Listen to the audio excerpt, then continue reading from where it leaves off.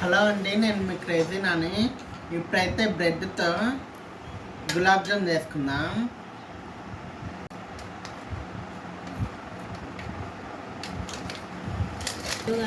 ఇలా సైడ్స్ అయితే కట్ చేసుకోవాలి.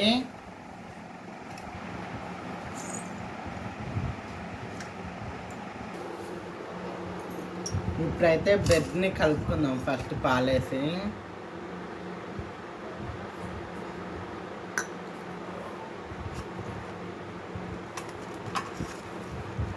సైడ్స్ తీసేసాం కదా, వాటితో మేము లాలీపాప్ చేసుకున్నాం.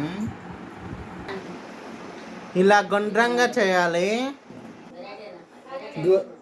బ్రెడ్ని ఇలా రౌండ్గా చేసుకోవాలి ఫ్రెండ్స్. ఇప్పుడు వీటిని డ్రీ ఫ్రై చేద్దాం.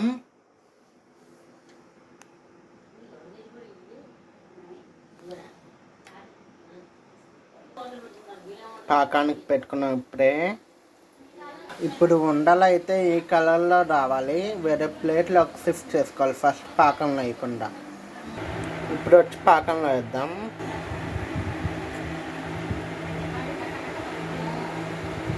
అన్నీ అయితే పాకంలో వేసేసాం. ఇప్పుడైతే అయిపోయింది గులాబ్ జామ్. చూడండి డెకరేషన్ బాగుందా. బ్రెడ్తో గులాబ్ జామ్ ఎంతమందికి ఇష్టమో కామెంట్ చేయండి. Share, like, subscribe. బాయ్.